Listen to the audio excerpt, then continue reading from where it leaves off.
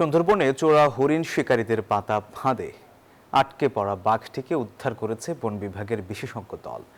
এখন বাঘটি খাঁচায় বন্দি করে খুলনা নেওয়া হচ্ছে। এর আগে ট্রানকুলাইজার গান দিয়ে অচেতন করে বাঘটিকে ফাঁদ থেকে উদ্ধার করা হয়। উদ্ধার হওয়া পুরুষ বাঘটি পূর্ণবয়স্ক। 4-5 দিন ধরে বাঘটি ফাঁদে আটকে ছিল বলে ধারণা করছে বন বিভাগের বিশেষজ্ঞ টিম। বিস্তারিত রিপোর্টে।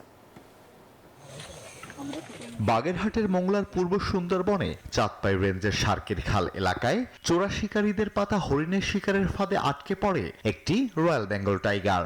বাঘটি উদ্ধারে বিশেষজ্ঞদের নিয়ে রোববার সকালে উদ্ধার অভিযান শুরু করে বন বিভাগ। ঢাকা থেকে বন বিভাগের একজন ভেটেরিনারি সার্জন আনা হয়। পরে রবিবার বিকেল 3টার দিকে ট্রানকুলাইজার গান দিয়ে ইনজেকশন পুশ করে অচেতন করে বাঘটিকে ফাঁদ থেকে উদ্ধার করে বন বিভাগের কর্মকর্তারা। বাঘটির পায়ে ক্ষতের সৃষ্টি হয়েছে। রেস্কিউ টিমটা ঢাকার টিম আছে, ঢাকা থেকে আসলে খুলনা থেকে এবং আমাদের সুন্দরবন পূর্ব বন বিভাগ থেকে আমরা সম্মিলিতভাবে বাঘটাকে ট্রানজিশন করে উদ্ধার করি।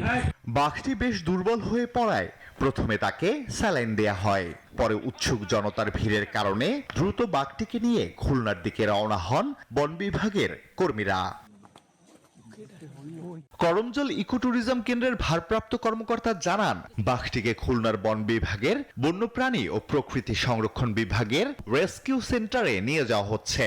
সেখানে চিকিৎসা শেষে পরবর্তী সিদ্ধান্ত নেওয়া হবে। বাঘটা বেশ কয়েকদিন আগে সম্ভবত আটক করেছিল, যার জন্য খুব দুর্বল হয়ে গেছে। 4-5 দিন ধরে বাঘটি ফাঁদে আটকে ছিল বলে ধারণা বন বিভাগের। Desk report, news 24।